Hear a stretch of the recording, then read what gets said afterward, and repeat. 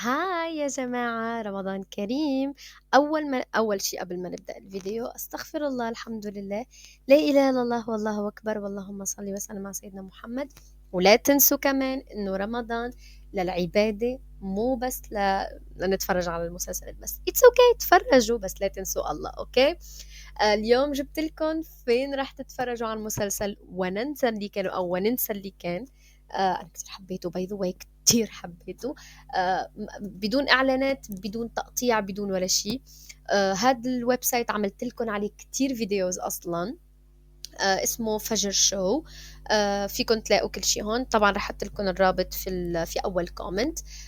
فهون رح تلاقوا كل الحلقات. يعني هلا مثلا في 7 ايام 7 حلقات، كل يوم بينزلوا حلقة جديدة.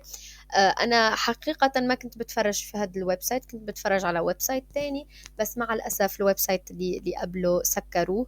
انا بظن انه عملت لكم عليه فيديو، رح اعمل لكم فيديو تاني على الويب سايتس اللي تسكروا. لانه لا تنسوا اتس كوبي رايتد، او ما بعرف اقولها بالعربي، بس يعني هدول مسلسلات ما لازم ينزلوا من اي ويب سايت، يعني لازم يكونوا متفق عليهم او confirmed by الشخص اللي عمله. فلهيك الويب سايت عم تتسكر.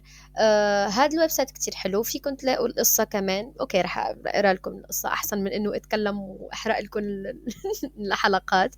ففي ذروة نجوميتها تصبح جليلة هدفا متحركا، فيكلف بدر وهو لاعب سابق في الفنون القتالية بحمايتها. مع ازدياد الخطر حولهما يتحول الواجب إلى رغبة، والحب إلى معركة لم يتدرب عليها أحد.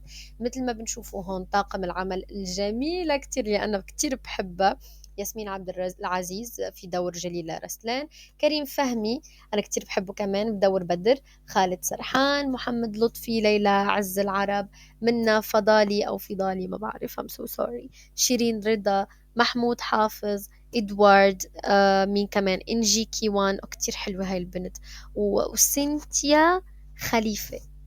I think قلته صح، إن شاء الله قلته صح. فهذا هو المسلسل، أنا كتير حبيته، وحسيته أصلا تركي على كوري على ما بعرف، هيك حسيت. فيكم كمان تشاهدوا البرومو لو بدكم تشوفوا الأحداث هيك من فوق لفوق. وبس هيك، بس حبيت فرجيكم من فين رح تتفرجوا عليه. بس لا تنسوا اجان، استغفر الله، الحمد لله، لا إله إلا الله والله أكبر، واللهم صل وسلم على سيدنا محمد وحبيبنا محمد عليه الصلاة والسلام. يلا باي باي باي، لا تنسوا تقرأوا القرآن.